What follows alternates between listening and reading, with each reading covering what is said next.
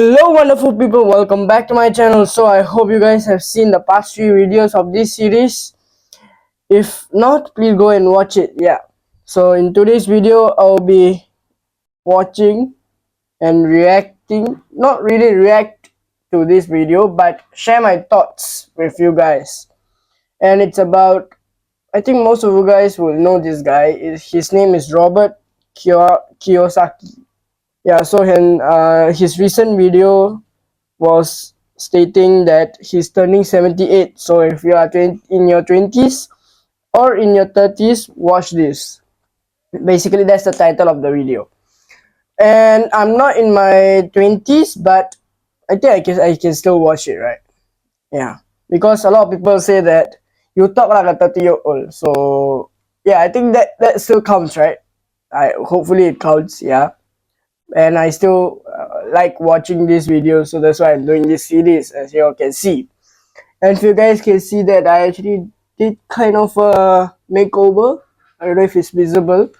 Yeah, I had a haircut and all those things. So yeah, let's get into the video. Robert, tomorrow is your birthday. You're turning 78 years old, and you're one of the most successful people of all time, honestly. God, no. So my question for you is, what do you think were some components that made you super successful throughout your life? Well, I think number one is self-improvement.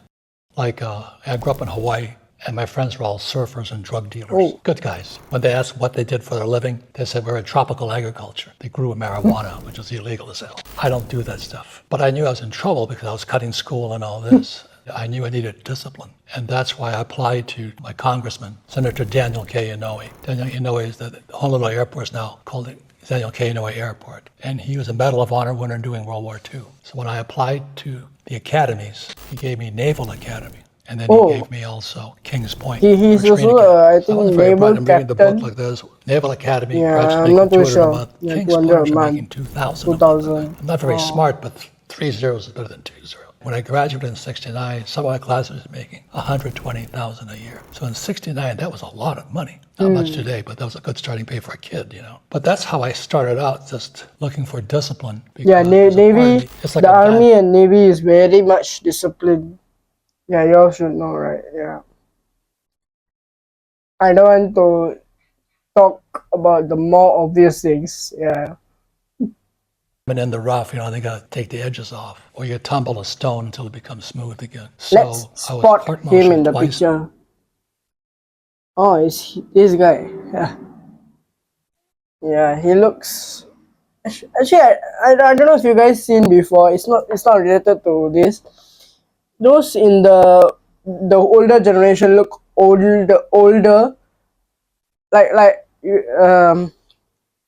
For example, my seniors when they were my age look older than me when I'm like currently right now.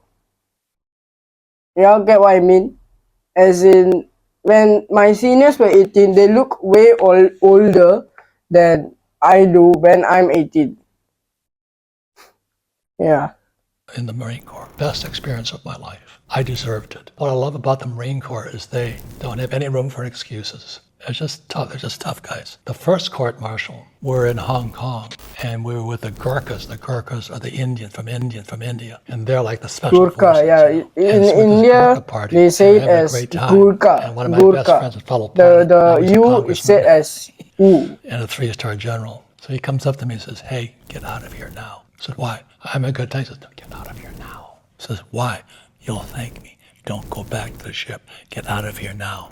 So I missed the ship. I didn't know why, but the ship pulled up. They took everybody out of the party, took them down to the aircraft carrier, and they sailed. So I was technically legal because you're supposed to give a sailor 24-hour notice. We had no notice. So I'm stuck in Hong Kong. I go and apply for an American Express card because I had no money. So I'm living in Hong Kong, American Express card. And the guy that told me to get out of there was one of my best friends. He's still my best friend. And he became a 3-star general, and now he's a congressman. So those are the kinds of relationships we had. It was big. That was the first court-martial. And they didn't court-martial me because I knew the law. They sailed without me. I didn't miss the ship. Big difference. And the second time was flying women in my helicopter in Hawaii. And so I was having a good time up there, drunk, drinking away.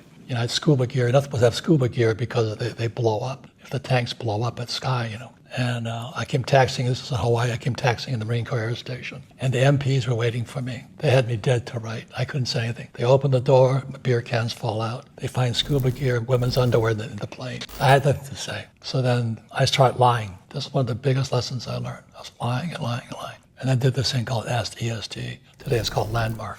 That really shaped me up.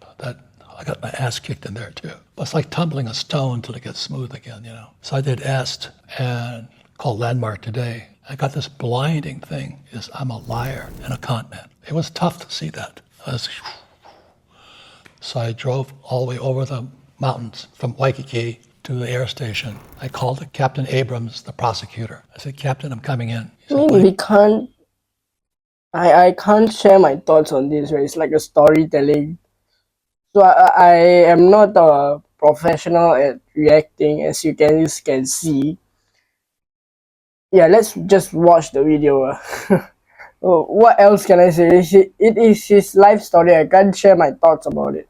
What you going to do is I'm going to tell you the truth, the whole truth, and nothing but the truth. So I sat down with him. He says, you don't have to tell me anything. I said, I'll tell you everything I've done. I've done a lot, lots of criminal activity. At the end of it, it's like 3 hours. I think I lost 50 pounds of weight, you know, because all the stress of hanging on to all those lies.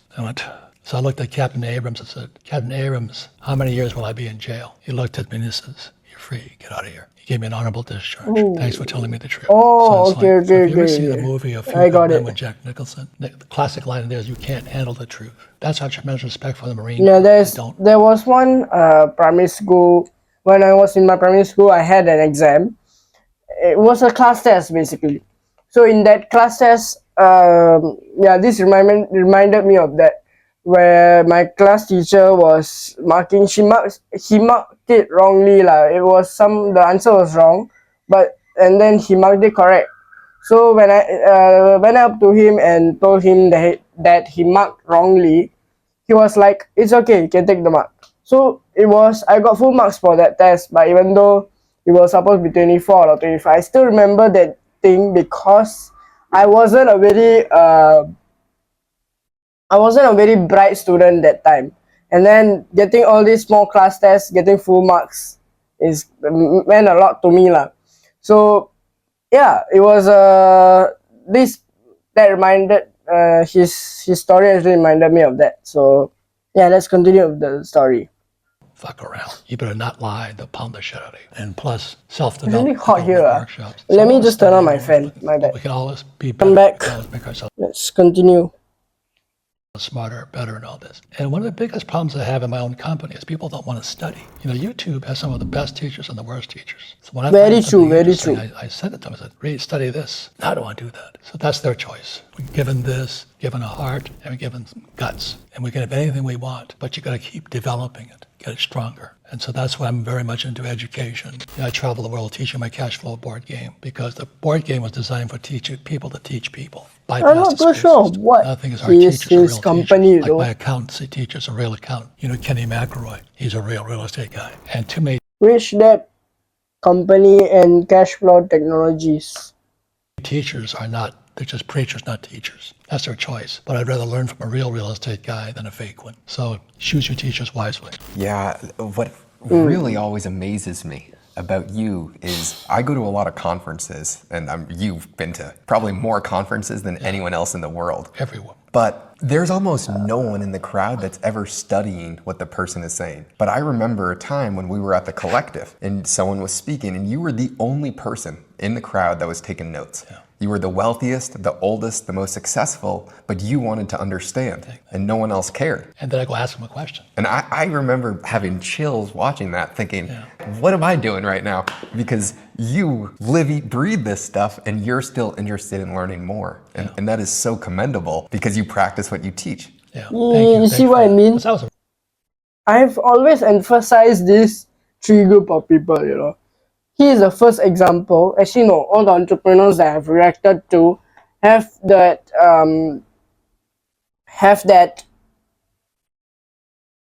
like what Mr. Lee Kuan Yew said, the Prime Minister of Singapore said, the iron in them, being able to learn throughout the years. But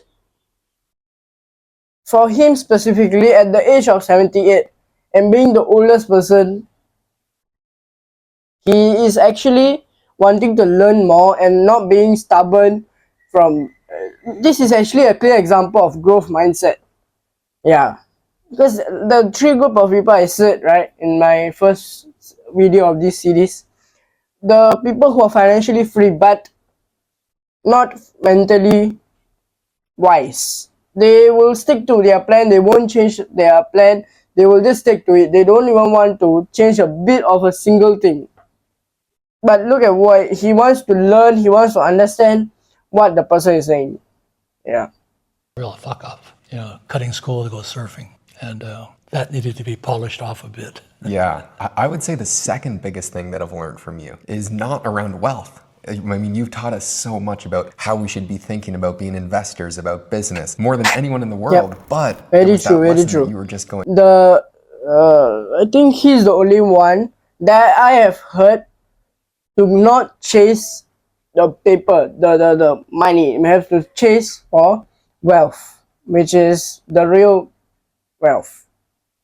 Over around just admit your mistakes. And you said, dude, Josh, I don't care. You could make the biggest mistake in the entire world. Please don't do it, but own it. If you do it, just tell me, and I promise you the truth will set you free. Yeah. And I've been living by those words, and it's been really an honor. Yeah, it's every time I lie, I feel terrible. You ever notice that? It's just not worth it. So, but it took a lot of pounding in the head, a lot of good people, really good people around me. So it's good. If you were starting over today, because tomorrow's your birthday, everyone can tell Robert happy birthday. You've lived a long life.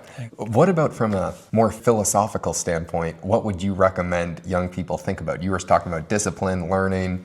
You were speaking to us earlier about spirituality, based upon all your life experience. My friend, he's a doctor of acupuncture, but he's also a This doctor thing of is cardiology. kind of a He's heart controversial thing. transplant I guy. actually So wanted he's to in West talk Medicine. about it as And well, but they talk about this. maybe in next time. metaphysics, It's about go net. religion and In other words, be an observer spirituality. of your It's two different thoughts. things. So when you sit and So, meditate, observe what you're thinking. yeah, if you guys want me Because to ultimately give you're a video on dominion my over thoughts you. So about that's that, what please comment meditation down below as quiet well. and Yeah. stuff takes place. But observe your thoughts. I've made so many mistakes in my life, it's horrible. But then you make a mistake, own it. So I apologize, I screwed up. What's it going to cost? But it's just life. We're supposed to learn from our mistakes. But what does school do? Punish you for making mistakes. So how could a baby learn to walk if every time they fell down, the teacher punished them? They never walk. And that's what's happening to thousands and thousands of people. Without financial education, they're looking for a job. Unfortunately, inflation and unemployment is going to go up right now. That's going to leave a lot of people. And the stock market crashes. That's my generation, boomer generation. We're the first generation with what's called defined contribution pension plan. My parents had a defined benefit, which they were guaranteed, let's say $1,000 a month. The baby boom generation has a defined contribution. If there's no money there, you get nothing. So the stock market crash right now is worrying me because it's a big one coming, still coming. And it's because we have a lot of corruption in our governments. So it's a matter of, you got to watch out for yourself too. What do you think the best question you've ever been asked was? I don't know, gotta ask me. I've made so many mistakes. One mistake I remember the most was I was in the Ukraine speaking, and I told somebody I liked Putin. Everybody walked out. I didn't know they hated the guy, but I had to apologize. But mistakes you make. So when you learn from your mistakes, you get smarter. If you lie about your mistakes, the mistake still exists. So it's the fastest way I guess. When I went into my second court-martial, I did this. I told them 10 times more than what they had me for. So I just want to get it off my chest. If I have to go to jail, jail. I never did, so it's good. And I never cheated on my wife either. I keep saying it was a big mistake. I was married 35 years. Lots of opportunity for pretty women, but I never cheated. Didn't save the marriage, but anyway. So maybe I should have cheated. I don't know. But it's not in me to do that. I'd rather be upfront. Well, thank you. So there was a nice story time. I hope you guys, I know this wasn't much of me talking, but I really liked his story. And I hope you guys did as well. And please subscribe to my channel so that you guys can get the notification for the next video. Yeah. So till the next time, peace out.